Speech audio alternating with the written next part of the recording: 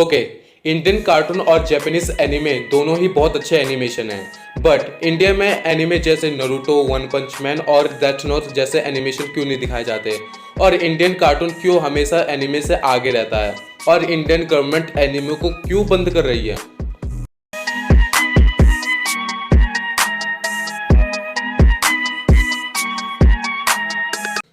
शुरुआत में मैंने कहा इंडियन कार्टून और जापानीज एनिमे दोनों ही बहुत अच्छे एनिमेशन हैं, बट मैंने ऐसा क्यों कहा? तो देखो, जापानीज एनिमे किड्स, टीनेजर्स और एडल्ट सभी के लिए एनिमे बनाता है, सो इसे अपनी एज के हिसाब से कोई भी देख सकता है। अगर तुम नहीं जानते कि एनिमे क्या होता है, जापान में बनने वाला एनिमेशन एनिमे कहलाता है, जैसे डोरेमोन, शिनचैन और वन पंच मैन। और इंडिया में बनने वाले एनिमेशन कार्टून कहलाता है। अब आते हैं अपने टॉपिक पर।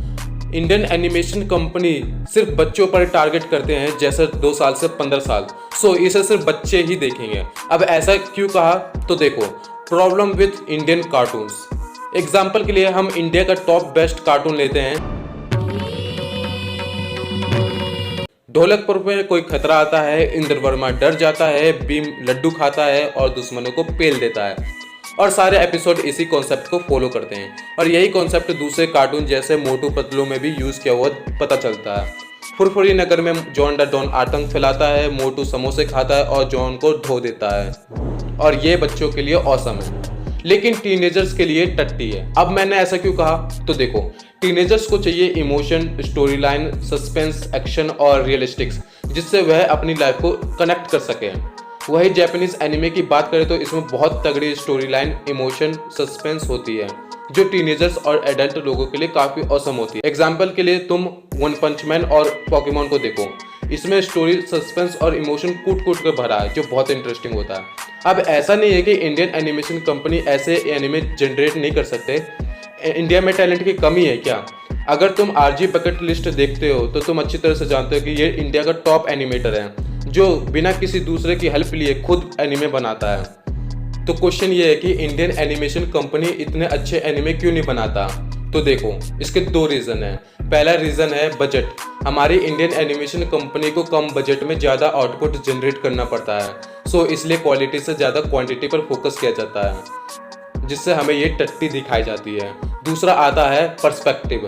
अब हमारी इंडियन सोसाइटी के हिसाब से हम छोटा भीम देखें या नरूटो, उनके लिए तो दोनों कार्टून ही है जो सिर्फ बच्चे देखते हैं, और बच्चे भी टीनेजर्स में आने के बाद इस पर ज़्यादा फोकस ना करते हुए अपने करियर, एग्जाम्स और अश्लील चित्र पर ज़्यादा। फिर क्वेश्चन ये है कि इंडिया में नरूटो, वन पंच मैन और ऐसे ही एनिमे क्यों नहीं दिखाता? तो इसका आंसर इन सभी वीडियो में तो जरूर देख लेना। इंडियन गवर्नमेंट क्यों इंडिया में इन एनिमे को बंद कर रही है? तो देखो, जापानीज एनिमे में कुछ अब्यूज वर्ड और सेक्सुअल कंटेंट होने के कारण, और इंडियन एनिमेशन को बढ़ाने के लिए इंडियन कार्टून को ही ज़्यादा बढ़ावा दिया जा रहा है और टीवी पर दिखाया जा रहा है, जो ठीक है, बट इंडिया के नाम पर हमें ये कम से कम ये टट्टी तो मत दिखाओ। ये सभी मेरे कुछ ओपिनियंस थे। मैं किसी भी एनिमेशन को हेट नहीं करता, चाहे वो जापानीज हो या अमेरिकन या इंडियन। स्क्रीन पर तुम्हारे कुछ फेवरेट एनिमे की रियल एंडिंग दिख रही है जो तुम जरूर देखना चाहते हो, तो इसे वॉच जरूर कर लेना। Thanks for watching.